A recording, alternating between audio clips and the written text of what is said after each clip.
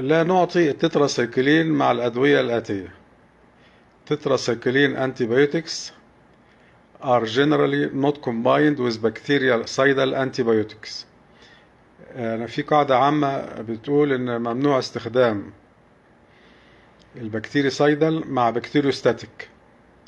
فعندنا البكتيريوستاتيك اللي هي التتراسيكلين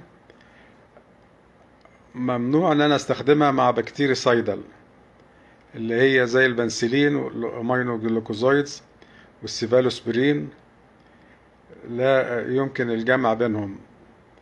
طب افرض انا عايز ادي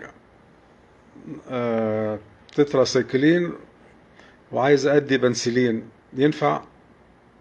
لا، لو اديت في نفس الوقت، لو ادينا في نفس الوقت، يعني انا سحبت التتراسيكلين بالسرنجة وسحبت بنسلين واديتهم في نفس الوقت في العضل، تتراسيكلين عضلي وبنسلين عضلي، كده هيتعارضوا مع بعض، الاتنين مش هيشتغلوا.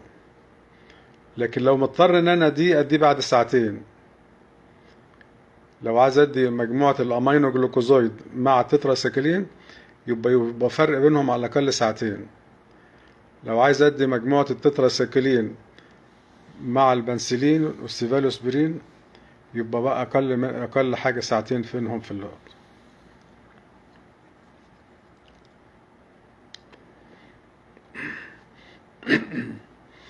distribution بتاع الانتيبيوتيك ان هو rapidly and distributed، بينتشر بسرعة في أنسجة الجسم، وبيوصل لهاي كونسنتريشن في الكدني والليفر والبايل واللنج والسبلين والبون. وده يهمنا لما نيجي نعالج امراض الكلى والحاجات دي، ان هو بيوصلها، ودي ميزة في التتراسيكلين.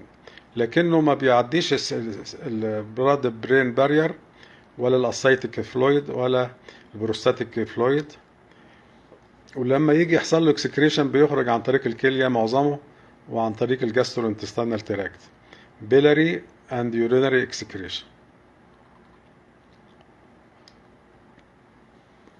الكومباتابيلتي يعني كويس جدا ان انا ممكن ادي الاوكسي تتراسيكلين مع محلول ملحي تركيز 9/10% اللي هو الصلاين، دول يبقى كومباتبل مع بعض، يعني يخلي التتراسيكلين يشتغل بصورة جيدة.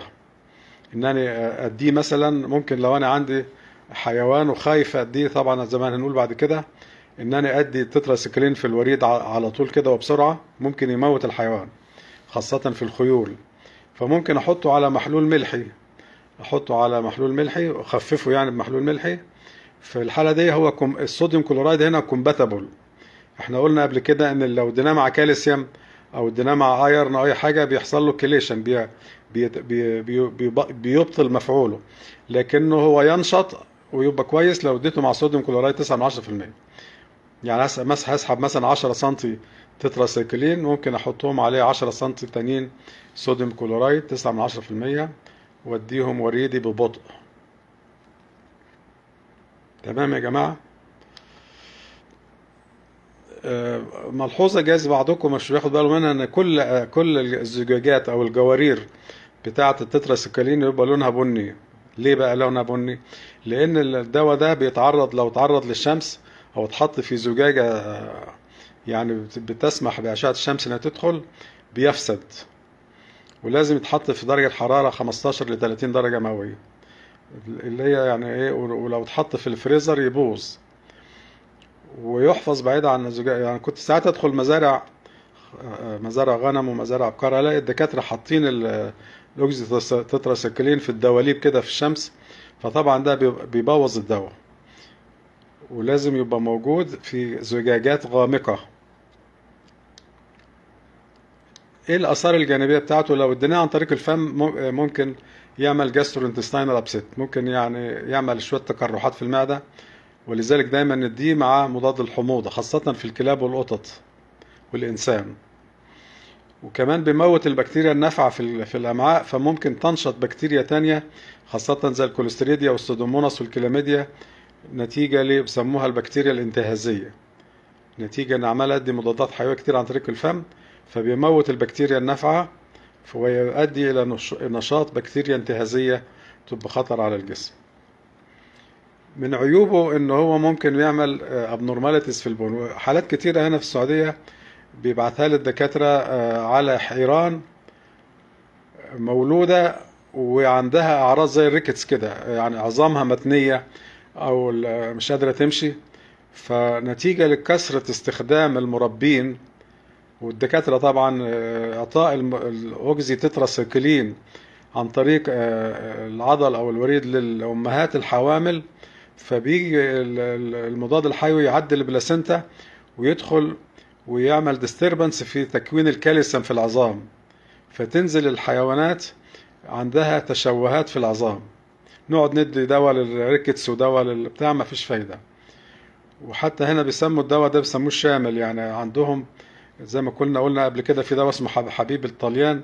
الدواء ده بالنسبة لهم الشامل، يعني بيعالج أي حاجة. فكتر استخدام هذا الدواء ممكن يؤدي برضه بيعمل يلون الأسنان في الأطفال، ممنوع استخدامه قبل 12 سنة. وبرضه في الحملان وكده العجول الصغيرة ممكن يعمل يطلع الأسنان متغير لونها. وممكن يعمل حاجة اسمها نفروتيك دايابيتيك سندروم، لأنه بيمنع إفراز هرمون مضاد للتبول، الأنتي دايريتيك هرمون، فتلاقي الحيوان عمال يتبول على طول. ده من عيوب كثرة استخدام. نعتذر على الانقطاع البث، ما عرفش ايه المشكلة، ولكن الحمد لله العدد وصل تاني زي ما كنا بدأنا. حالات كتيرة لما تروح للمعمل وتحلل أحيانا نجد أنزيمات الكبد عالية، ال SAST وال ALT وأنزيمات الكلى البلاد يوريا نيتروجين. دي برضو أحيانا التتراسيكلين يزود أنزيمات الكبد والكلى، ده من عيوبه يعني. لذلك الدكتور الشاطر في المعمل يقول له أنت مدي دواء أوكزي تتراسيكلين للحيوانات، لأن مش شرط الكبد تعبان، ممكن يكون ده تأثير الدواء على الكبد، إنه بيرفع إنزيمات الكبد والكلى، كثرة استخدام التتراسيكلين. يبقى ممنوع استخدامه أثناء الحمل، وقلنا إيه السبب. وممنوع ان احنا نديه وريدي بسرعة، لانه ممكن يموت الحيوان، لانه بيعمل حاجة اسمها بيأثر على الكالسيوم اللي هو بيساعد على انتظام عضلات القلب، بيعمل دي ايونيزيشن له، فممكن الحيوان يموت مني لو هديه وريدي. كنت نزلت انا فيديو لاستاذنا الدكتور نبيل من العراق، كان يسحب الدم، يعني هو بيدي 5 سنتي وريدي ديكس اوكزي تتراسيكلين، وهو بعد ما دخل الابره في الوريد يروح ساحب عليهم 5 ملي بلاد. يبقى كده خفف الدم، خفف الاوكزي تتراسيكلين بالدم. او ان احنا نضيف عليه زي ما قلنا من شويه صوديوم كلورايد 9% ونخففه ونديه وريدي. Intravenous doxycycline should not be used in horse due to risk of fatal cardiac arrhythmia. risk fatal cardiac arrhythmia. خاصة الدوكسيسايكلين لما نديه وريدي ممكن يموت الحيوان، خاصة كمان لو كان طويل المفعول. مجموعة الأوكزي تتراسيكلين شوفوا من سنة 70 إلى الآن يمكن كل يعني الشركات فيه آلاف الأنواع من الأدوية، فأنا مش هتكلم على أنواع معينة، ولكن هقول إيه الفروقات بينهم. يعني نتكلم على الأوكزي تتراسيكلين إن هو بيأثر على جرام بوزيتيف ونيجاتيف، والمزايا بتاعته بقى كمان ان هو اللي احنا عايزين بقى نشتغل بيها في البيطري، انه بيأثر على السبايروكيتس وعلى الريكيتسيا وعلى الكلاميديا. طب تركيزاته اللي موجودة في الفيلد البيطري عندنا في 5% وفي 10% وفي 20% وفي 30%. الشركات منزلها بتركيزات ده. هذا اوكزي 5% على اليمين واوكزي 10% على الشمال. ده اوكزي 20%، شركات كتيرة منزلها 20%. وفي شركات ضايفة له نانو ستيرويدال انتي انفلاماتوري. يعني ده دواء اللي على الشمال ده عبارة عن اوكزي تتراسيكلين مع فلونوكسيل مجلومين، يبقى انا اديته كخافض حرارة ومسكن للآلام وكمضاد حيوي جرعة واحدة. ممكن تاخد وريدي برضو على اليسار نفس الكلام. ده دواء أدوية عبارة عن اوكزي تتراسيكلين معها مضاد التهاب غير استيرودي اللي هو الفينادين او الفلونوكسيل ميلوجلومين. الدواء ده عبارة عن اوكزي تتراسيكلين طويل المفعول ومعاه ديكلوفيناك صوديوم، ده نانو ستيرويدال انتي انفلاماتوري برضه. طبعا ده يعني كويس، يعني ما فيش فيه مشكلة ان انا ادي ابرة فيها اكتر من وظيفة: مضاد حيوي، مضاد التهاب، خافض حرارة، مسكن آلام، انتي اندوتوكسيك. الدواء زي ما قلنا بتاخد وريدي، وبتاخد عضلي، وبتاخد تحت الجلد، ويتاخد اورالي. ممكن نخففه في محلول ملحي قبل الحقن الوريدي. نيجي بقى نشوفه استخداماته. طبعا النمونيا والشيبنج فيفر، نصيحة يعني ان ده يعتبر يعني زي ما واحد دلوقتي معاه موبايل احدث موديل، والموبايل القديم اللي طلع من ايام زمان اللي احنا كنا بنستخدمه الصغير ده، ايه طبيعي ان انا استخدم الموبايل الجديد. فبرضه احنا في ادوية دلوقتي كتيرة بتشتغل على حمى، على التسمم الدموي اللي هي الباستريلا. اتكلمنا على مجموعة الماكرولايدز، تايلوزين، وضربنا امثله بالدراكسين والزبريف والحاجات دي. حاجات طبعا دي ممتازه في الباستريلا. فما اجيش النهارده سنه 2022 واقول ان التتراسيكلين استخدمه في حالات تسمم الدموي، لكن هو كان مكتوب كده ان هو ايام زمان. طب الحاجه بقى الجديده ان انا هستخدمه في حاجات ما هياش بكتيريا، زي الانفكشوس بوفاين كيراتو كونجكتيفايتس اللي هو البينك اي، او سببها موركزيلا بوفيز، بتعمل عمى ومشاكل كتيرة عندنا في الحيوانات. فده كويس جدا، يعتبر كويس جدا ان انا اوظفه في المرض ده. في الفوت روت والدفتيريا والتهابات الحافر والتعفن الحافر، ده تتراسيكلين ممتاز فيها.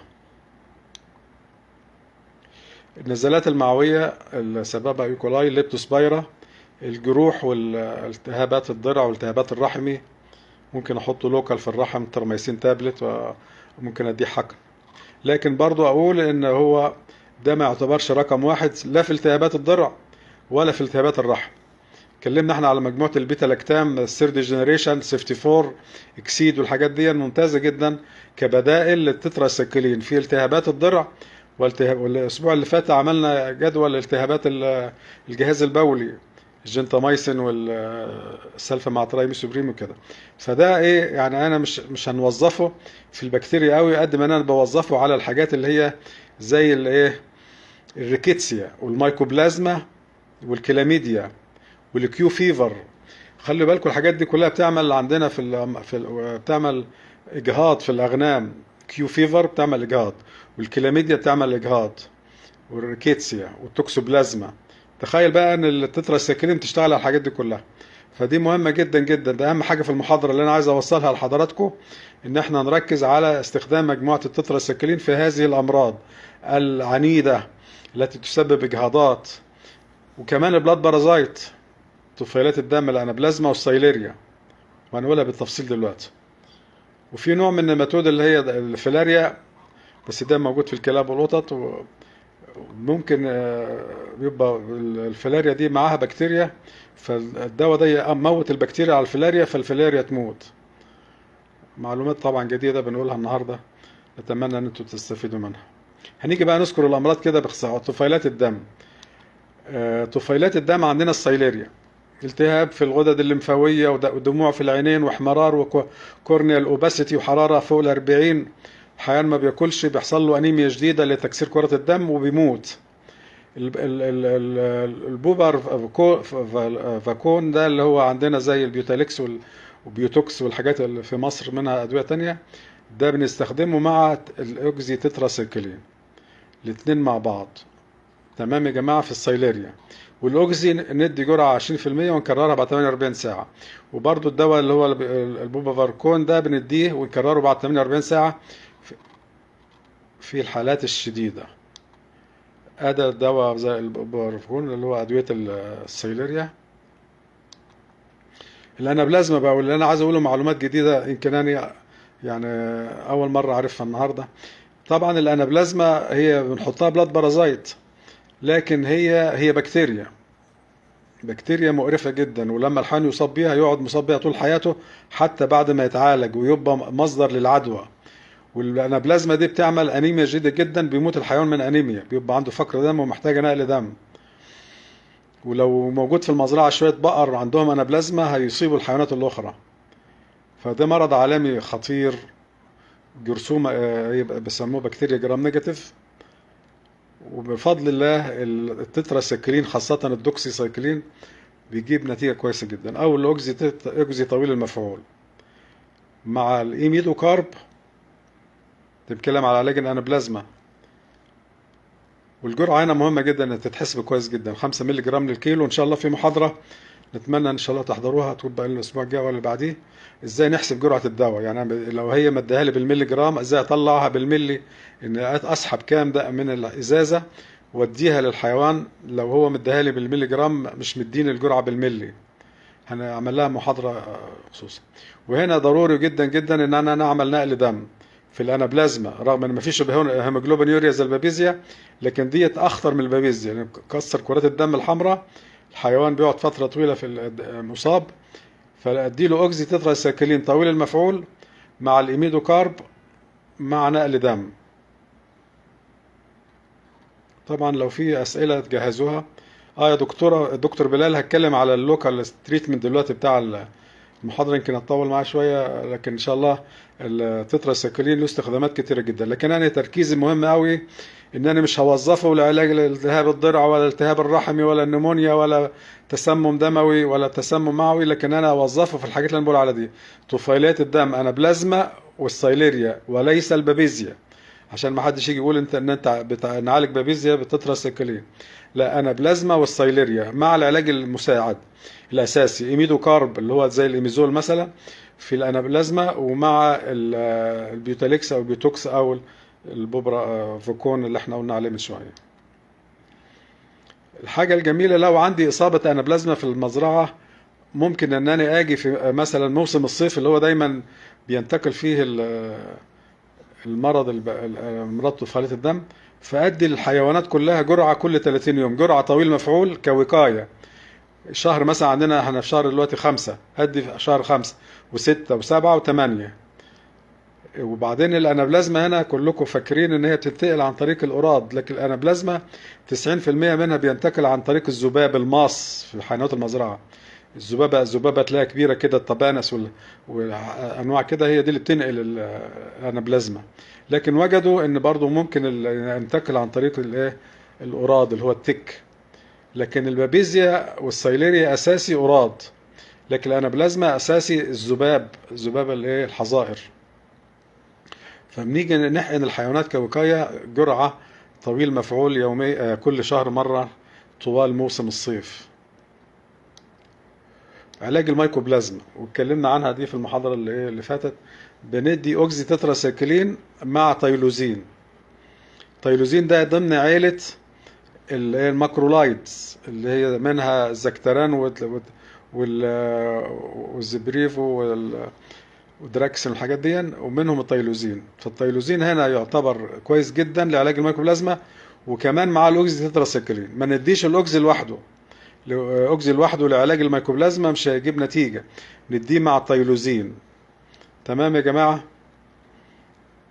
نرحب بالزملاء جميعا من جميع الدول العربيه والافريقيه والاجنبيه. طبعا معانا دكتور كان في اوكرانيا بيدخل معانا، بس هو دلوقتي اتنقل في مزرعه تانية في بلد اجنبيه، ربنا يوفقه ان شاء الله. علاج التسمم الدموي، وده بحث معمول، لكن طبعا الكلام ده كلام قديم ومش مش هنركز عليه. علاج النزلات المعويه، انا كنت مشرف على مزرعه ابل 1000 راس وفيها حيران وحيوانات صغيره. كنت بعمل لما الحيوانات تجي لها سال اعمل لها جرعه من التراميسين تابلت وسلفا مع ترايميسوبريم. بفضل الله كانت من اول جرعه الحالات تتحسن. السالات عاديه كان يبقى في مطر والدريس يتبل ميه او الحيوانات تلاقيها تاني يوم دخلت في السالات، فكنت اعمل جرعه من اما تراميسين تابلت او تراميسين بودر. ده عندنا تراميسين تابلت اهو وتراميسين بودره اهو، اي شركه منزلها بناخد منه ونديه مع السلفا مع ترايميسوبريم. خلطه ممتازه جدا للالتهابات. ممكن المره اللي فاتت قلنا نيو مايسن، واحد قال بستخدم نيو مايسن مع السلفا جاب نتائج، برضه نيو مايسن ممتاز، وده برضه ما زال الى الان بيجيب نتائج حلوه للاسهالات العاديه الخفيفه اللي ما فيش فيها حراره عاليه وكده. وقايه لبعض الامراض العدوى الفيروسيه، والكلام ده مش موجود في الكتب لكن احنا بنستخدمه ممارسه. فعندنا الحيوان يكون عنده جدري بندي اوكزي تتراسايكلين. ليه بقى هنا؟ كمنع للسكندري انفكشن، وكمان وجدوا ان هو بيأثر على اللارج فيروس زي البوكس فيروس والاورف مرض القرف ده برضو من عيلة الجدري، فاديها برضو اوكزي. افضل المضادات الحيوية اللي استخدمها في اصابة بالبوكس او القرف او الحمى الكلاعية او مرض الجلد العقدي في الابقار، ندي اوكزي تتراسيكلين حقنة جرعة مضاد حيوي طويل مفعول، ممكن اكررها بعد 48 ساعة. تمام دي يا جماعة؟ الدكتور بيقول لك كلمنا عن ماكروليد، ما انا عملت محاضرة عليها كاملة، هنزلها تاني على التليجرام ان شاء الله. الاستخدامات الموضوعية بقى اللي كان الدكتور بيسأل عليها. طب نأجل الأسئلة شوية يا مصعب. طبعا قلنا لا نستخدم الأوكزي تتراسايكلين أثناء الحمل، مش عشان بيعمل أبورشن، عشان بيأثر على الجنين وبيعمل بون ديفورميتي، لكن هو ما بيعملش إجهاض. لو أنت بتسأل على الإجهاض ما بيعملش إجهاض. الاستخدامات الموضوعية بقى، مراهم عين، معظم المراهم العين الموجودة في بشري وبيطري معظمها تتراسيكلين. ليه بقى؟ عندنا في البيطري عندنا الكلاميديا بتعمل التهابات في العين، والريكيتسي، واحيانا الميكوبلازما، فده كله بنستخدمه. وخاصة في القطط والكلاب برضو بنستخدم لوكال وسيستميك احيانا، خاصة الكلاميديا في القطط. ادي مرهم في العين خاصة دوكسيسايكلين، وادي عضلي كمان لوكال وسيستميك في القطط خاصة. التهابات الضرع طبعا زي ما بدأنا المحاضرة قلنا كنا بنستخدم التراميسين اذر انفيوجن والماستولون والحاجات دي، فما زال بيستخدم برضه في اللوكال في التهابات الضرع. مراهم العين هي المرهم اوكزي تتراساكلين، وحاطين عليه مادة اسمها بوليميكزين بي سلفيت، ده مراهم بيطري. ممكن تستخدم المراهم البشري برضه. انا كنت عملت محاضرة عن التهابات العيون والحقن في الجفن، فهنا مهم جدا ان احنا نحقن في الجفن خليط من الاوكزي تتراسايكلين والديكساميثازون اللي هو مضاد التهاب السرودي. مثلا لو عندي بقرة هسحب 2 سم من ده واخلط عليهم 2 سم ديكساميثازون واحقنهم في الجفن العلوي والجفن السفلي. في الابل والبقر والغنم جابت نتائج، والحمد لله دكاترة كتيرة بعتولي وقالوا حصل تحسن شديد، خاصة حتى في الكورنيال اوباسيتي. الحقن في الجفن العلوي والسفلي افضل المضادات الحيويه اللي احقنها اوكزي تتراسايكلين او دوكسيسايكلين مع ديكساميثازون. خليط من الاوكزي تتراسايكلين والديكساميثازون في الجفن العلوي والسفلي يعطي نتائج جيده في حالات الالتهابات الملتحمه في جميع انواع الحيوانات. تراميسين البخاخ كلنا بنستخدمه في الجروح بعد العمليات الجراحيه. البخاخ يقول لك بخاخ ازرق اللي هو عباره عن اوكزي تتراسايكلين من ضايفين عليه جنتيانا، عشان كده سموه البخاخ الازرق. وفي بخاخ تراميسين ما هوش ازرق، شالوا منه الجنتيانا، فده كويس وده كويس. ده مهم جدا، اي جروح في الحيوان بنبخ على الجرح، وكمان القرح في الفم والالتهابات الضرع لو في قرح على الضرع ولا اي حاجه بنستخدم البخاخ. شفتوا قد ايه المحاضره مهمه وقد ايه الدواء ده بيستخدم. يعني انا اشجع ان لازم استخدم الحاجات دي اللي هي اللوكال دي. وكمان في بخاخ الالومنيوم ده ضايفين عليه ماده الالومنيوم وضايفين عليه ماده مضاده للحشرات، وبالتالي بيحمي الجرح من الدبان والحشرات، وبيغطيها كده بطبقه لونها لون الالومنيوم بالظبط. لكن ده مش مضاد حيوي، انا بتكلم عن التراميسين بتاع البخاخ الازرق، ده مضاد حيوي. ده بحث عن استخدام الاوكزي تتراسايكلين لوكال وسيستميك في الفوتروت، التهابات الحافر في الاغنام، وفي بيجيب نتيجه كويسه برضه. الدوكسيسايكلين كل ده كان على الاوكزي تتراسايكلين. هو الدوكسيسايكلين هنقول عليه نفس الكلام تاني، بس هنقول ايه الفروق بينه وبين الاوكزي تتراسايكلين. اللي انا عايز من الدكاتره ان تركزوا نستخدم اكتر الدوكسيسايكلين في علاج التهابات الضرع، علاج التوكسوبلازما، علاج الريكيتسيا، علاج الكلاميديا، لوكال برضه في العين والاذن والضرع لو موجود منه حاجات للضرع يبقى ممتاز جدا، افضل من الاوكزي تتراسايكلين. ليه؟ لان كل الناس والمربين والباراميديكال بيستخدموا الاوكزي تتراسايكلين، فانا هستخدم الدوكسيسايكلين ونتائجه افضل لانه هايلي ليبيد سولوبل. هو استخدامه الادويه لقيتها كلها معظمها عاملينها للكلاب والقطط والخيول، لكن ممكن نستخدمه ايضا في الابقار والاغنام. ده سيمي سينثيتك متصنع من التتراسايكلين ولكنه سينثيتك، ما هوش جاي من بكتيريا زي التتراسايكلين. وهو ليبيد سولوبل يعني بيدوب في الدهون، وده ميزه كويسه جدا انه هيوصل لكل المناطق في الجسم، هيوصل للسينوفيا الفلويد والسي ان اس والبروستات والعينين. كل ما كان الدواء ليبيد سولوبل كان افضل من ان هو بس يبقى ووتر سولوبل. فده افضل من التتراسايكلين ووتر سولوبل، ده ليبيد سولوبل. يبقى الدوكسي افضل من الايه، من استخداماته. التوكسوبلازما قلنا بتعمل اجهاض عندنا في الحيوانات وفي الانسان. والليبتوسبايرا مرض خطير جدا.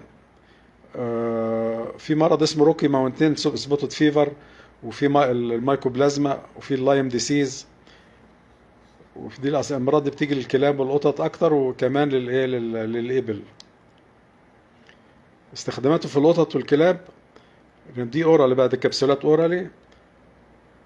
الانابلازما دي موجوده في الكلاب والقطط، بنديها عشان الانابلازما والتوكسوبلازما واللايم ديسيز والليبتوسبايرا.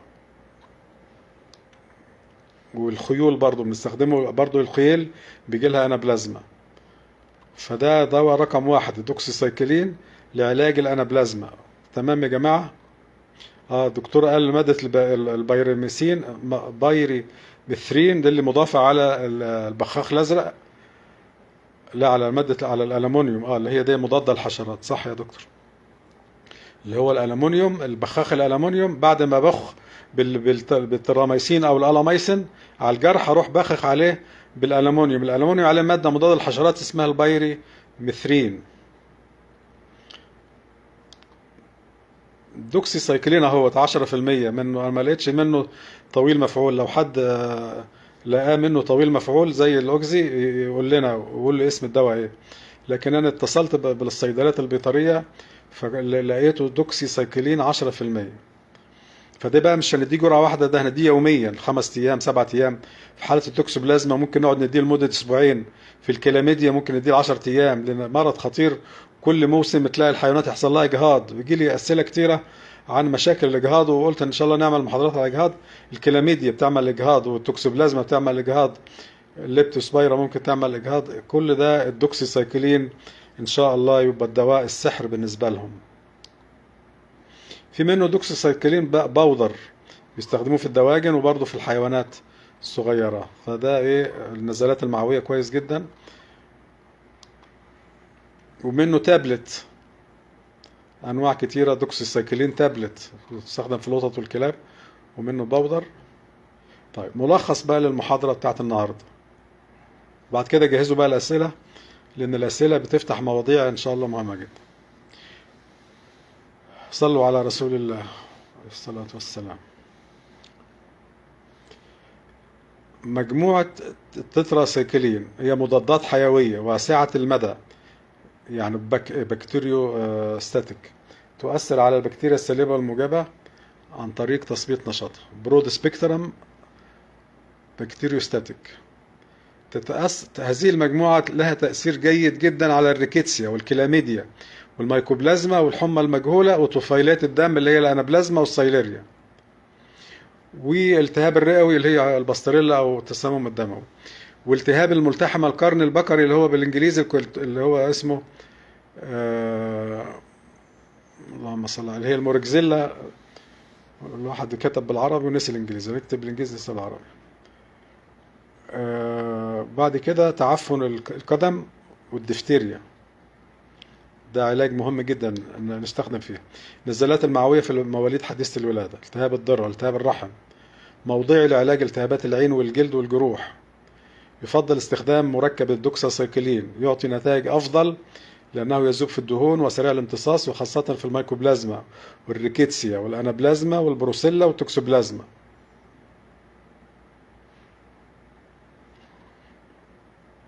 هنجاوب على أسئلة. صلوا على رسول الله. دكتور محمود حسني بيقول هنا، يعني انت محمود حسني في مصر ولا في السعودية ولا فين محمود حسني؟ بيقول ما فيش الا بودرة منه. فانا شفته حقن، ما اعرفش بقى موجود في دول الخليج ولا، اللي هو 10% اللي انا وريته لكم من شويه ده. نرجع تاني اهو، دوكسوسايكلين حقن 10%. ده ما اعرفش دي شركه ايه، دوكسوسايكلين حقن 10%، ممكن تطلبوه. الدكتور محمود حسني في مصر، مش موجود في مصر. الدكتور مصعب بيقول زمان كان في دوكسوسايكلين حقن اسباني تابع لشركه انفينزا، بس الان اختفى. كان ممتاز جدا ويستخدم في حالات منع الاجهاض والستريبتومايسين المصري. بارك الله فيك يا دكتور مصعب. دكتور مصعب باكد كلامي ان كان في بقول الشركه الانفينزا دي كانت منزلاه حقن. اتمنى فعلا ان الشركات تنزله الحقن ده، ان هو ده البديل بتاعنا عن الاوكزي تتراسيكلين. الموركزيلا بوفيز يا دكتور. بس اسم المرض ايه يا دكتور اللي هو بيعمل التهاب العين؟ هي ده المسبب، لكن انا عايز اسم المرض نسيته.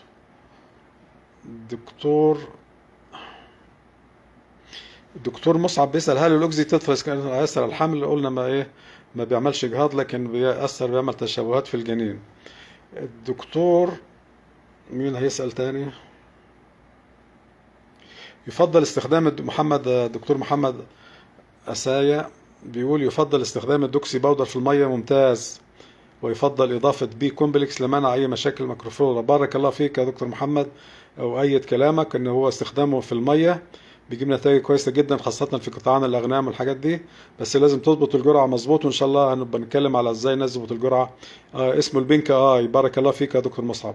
المرض اللي أنا بقول عليه اسمه البينك آي، اللي هو سببه بروكزيلا دي، بنستخدم له بينك آي. تمام. الدكتور فايز بيقول لماذا لا أستطيع أن أخلط بين الأوكزي والأنتي هيستامين؟ لا اخلط يا دكتور فايز، أنا ما قلتش إن أنا ما اخلطش بين الأوكزي والأنتي هيستامين، ما لهمش علاقة ببعض. يعني اديهم بس ما تدهمش في سرنجة واحدة. لكن أنا قلت ما نديش أوكزي مع بنسلين في نفس الوقت، لكن لو مضطر أديه بعد ساعتين، ولا أدي أوكزي مع أي حاجة بيتا لاكتام، لان ده بكتيريسايدر وبكتيريوستاتيك. فلو اديناه في نفس الوقت. دكتور مصطفى منور يا دكتور مصطفى. الدكتور مصطفى بقاله 17 سنة في السعودية، ربنا يبارك فيه، خبير في الإبل، ودايما نتناقش مع بعض. دكتور اسلام ابراهيم بتقابلني حالات انابلازما كتير، وبعض حتى لا تستجيب للإيميزول والاوكسي، والحرارة ترتفع تاني، ليه؟ ايه البديل؟ والله النهارده يا دكتور قعدت اقرا في الانابلازما دي، فقلت لازم اعمل عليها محاضره، لان هي مشكله خطيره جدا ومرض مزمن وبيقعد في والحاله لو يا دكتور كرر العلاج تاني. يعني خلاصه الكلام عشان بس نلحق نجاوب على الاسئله، ان كرر العلاج تاني يا دكتور اللي هو الاوكسي تتراسيكلين، خاصه لو لقيت دوكسيسايكلين، لانه في طريقه اسمه علاج الكارير، علاج حيوانات الكارير بالانابلازما، ان انا اجرحها بالاوكسي تتراسيكلين او ايه. خلاص كده اسلام جاوبنا على سؤالك. الدكتور محمد خلاص. دكتور ايوه اللي هو انفكشوس كيراتو كونجكتيفايتس يا دكتور حسن رمضان، بارك الله فيك حبيبي. اللي هو الانفكشوس كيراتو كونجكتيفايتس، او اللي بيسموه البينك اي. ده رقم واحد، ان انا احقن في الجفن العلوي والسفلي اوكسي تتراسيكلين بس ما يكونش طويل المفعول عشان ما يورمش، مع ديكساميثازون. تمام. دكتور بلال بيقول يوجد حقن بالمشاركة مع الفلورفينيكول. حقن اوكسي مع فلورفينيكول؟ ما سمعتش عنها ديت. الدكتور حسن رمضان لا يفضل حقن الاوكسي في العجول اقل من 3 شهور لانه بدمر الكبد. تمام يا دكتور حسن، انت كنت مشرف على مزارع هنا في السعودية، جزاك الله خيرا، اكيد انت استخدمته ولقيت له مشاكل. فاحنا قلنا برضو حقن الاوكسي في العجول الصغيرة خطير لانه ممكن يدمر الكبد، لكن بنديه اورالي في النزلات المعوية، وانا استخدمته في النزلات المعوية البسيطة بيجيب نتيجة كويسة. تسبيح بتقول لمن اعمل كومباينيشن بين الاوكسي والدكسا كحقن العين ما يأثرش على شبكات العين؟ لا يا دكتور، انا مش بحقن في العين، الله يبارك فيك، اوعى تحقني في العين، ده العين تبوظ.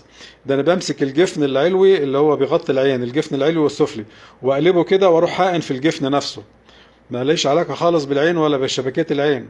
ويا ريت تراجع يا دكتوره المحاضره، انا جميله قوي وخدت مني مجهود، وكان حاضرها الدكتور محمود اسماعيل، اللي هي الحقن في العين، واللي هي محاضره العيون، وهنزلها على صفحتي على التليجرام. الدكتور سامح. الدكتورة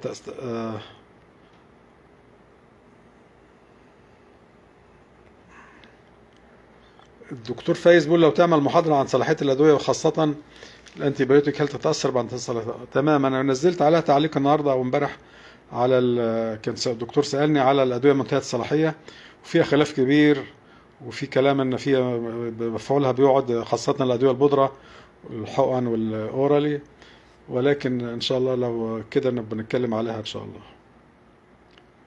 دومسي مع فلوروكول، اسمه دومسي، إيه دومسي مع فلورفينيكول. الدكتور سامح بيقول نستخدم 20% أوكسي في حالات الإجهاض بسبب كلاميديا. يا دكتور ممتاز. مش بقى في حاجة جميلة كده، كان دكاترة مشرفين على مزارع أغنام هنا، يجي قبل يعني في عمر 3 شهور في الغنمة هي حامل ومتعودة ان هي كل سنة يجي لها إجهاض، قبل الميعاد اللي بيحصل فيه الإجهاض يروح حقن أوكسي عشان ما يحصلش إجهاض. أنا مش هستنى ان يحصل إجهاض وبعدين أديها، أنا عايز أمنع الإجهاض.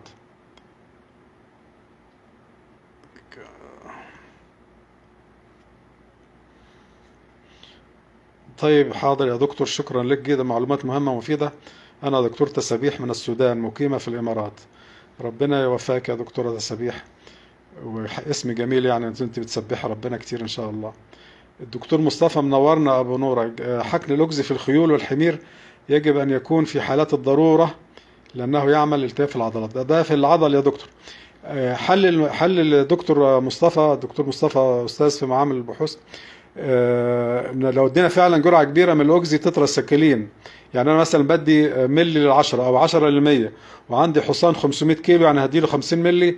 لو اديت ال 50 ملي او حتى 30 مللي في مكان واحد هتورم وتعمل مشكله كبيره، فبوزعها 10 10 10 كده في العضل. الاوكسي تترا السكلين في الخيول لو حقناه عضل، او حتى في الحيوانات التانية ما نديش اكتر من 15 مللي في المكان الواحد. الدكتور ميسره، مدى صحة ان الدوكسي بودرة يتأكسد في فترة في المية، لذلك يجب التخلص من باقي المية. وعامة يا دكتورة ان او دكتور بقى ميسرة، دكتور تمشي دكتور ان شاء الله، مش عارف. المهم دكتور ميسرة، لان في واحد زميلي اسمه ميسرة وممكن تبقى دكتورة. المهم ان اي دواء سواء دوكسي او غيره، مفروض ان انا حطيته في المية والحيوانات شربت، ما جيش بقى المية دي تخليها تاني يوم ولا 3 يوم، لازم ان انا اغير المية واحط دواء جديد، حتى لو بقي مية فيها مضاد حيوي خلاص ما استعملهاش. الدكتور سامح بيقول تمام على 10 3 شهور، صح يا دكتور سامح. الدكتور فايز بيقول في اصابات العين الافضل استخدم قطرة ديكسا مع البنسلين او ديكسا مع الاوكسي. لان الدكتور فايز سؤال جميل يا دكتور، بس لان معظم عندنا اصابات العين في الحيوانات سببها ريكيتسيا وكلاميديا والموركزيلا والحاجات دي، فالافضل الديكسا من البنسلين، افضل ديكسا مع الاوكسي افضل من البنسلين مع الاوكسي، عشان هي البنسلين مش بيشتغل على الحاجات دي، لكن الديكسا بتشتغل عليها، وانت ما انتش عارف ايه المسبب اصلا، فعشان كده نستخدم الديكسا. يعني اللوكسي شغال في الاجهاض، امال ليه بيقولوا انه بقى زي الميه من كثره استخدام؟ مش كل انواع الاجهاض يا دكتور، يا دكتوره دعاء. احنا قلنا الاجهاض اللي سببه توكسوبلازما او كلاميديا او الحاجات اللي احنا قلنا عليها من شويه دي، هي دي اللي بيشتغل عليها الاوكسي. ولازم تجيب بقى اوكسي بتاع شركه كويسه محترم، لان ممكن تلاقي ناس معبيه اوكسي كده اي كلام. يعني من الحاجات المعلومات اللي انا عرفتها وانا كنت مشرف او مستشار شركات ادويه في مصر، ان الدواء فيه 3 جريد منه، جريد 1 وجريد 2 وجريد 3. فدايما الشركات الاجنبيه تلاقي الدواء بتاعها جريد 1، وبعدين عندنا احنا في مصر او بعض الدول يسترخصوا ويجيبوا جريد 3. فدايما كل ما بنستخدم دواء يكون جريد 1 يكون نتائجه ممتازه. ايه التفسير ان حالات كتيره بيحصل لها اجهاض مع استخدام اوكسي 20%؟ والله يا دكتور ما اعرفش ايه السبب، لكن هو دي شكوى ممكن بعض الدكاتره فعلا بيشتكي منها، فانت تبقى حريص في استخدامه. لو انه بيعمل معاك اجهاض بلاش تستخدم في حالات الاجهاض. تلاقي المعيز والغنم هي اللي دايما يحصل فيها مشكله. ما هو التركيز المسموح به وريدي؟ دكتور حسن رمضان، اللي هو الاوكسيا 5 و10%، ولو استخدمت اللي هو 20 او 30 هحطه اخففه بمحلول ملحي. دكتور حسام سرور، هل ممكن في القطرات نضيف التيلوزين مع الاوكسي مع الدكسا؟ يا دكتور ممكن.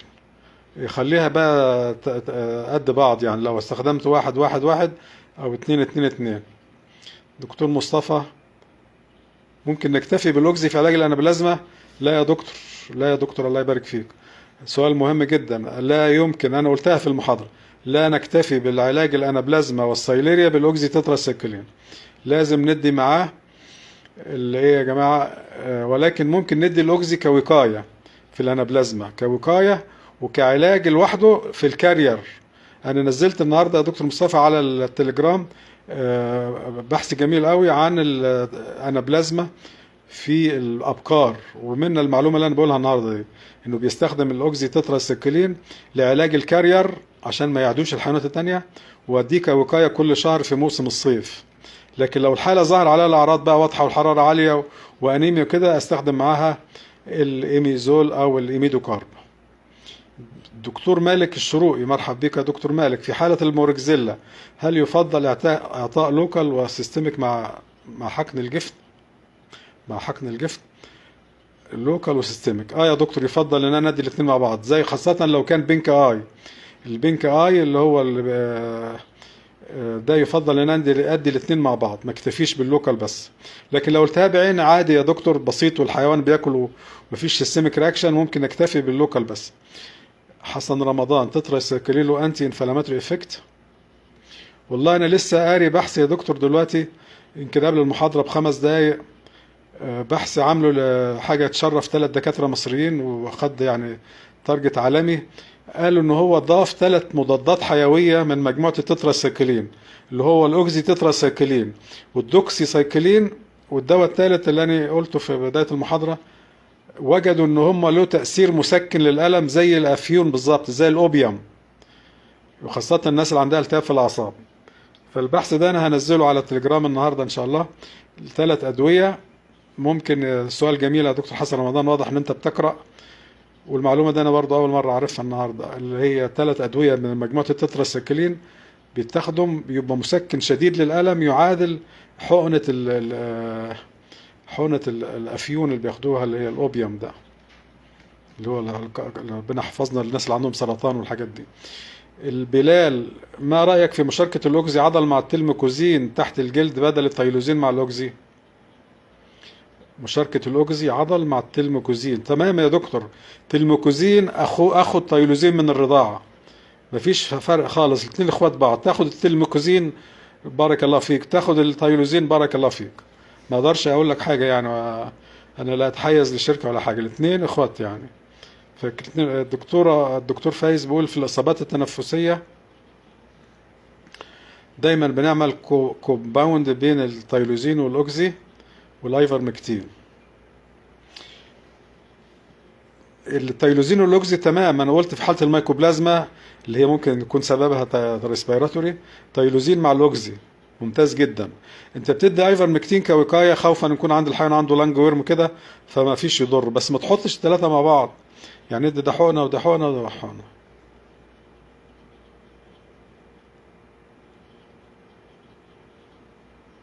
خلاص كده الأسئلة خلاص.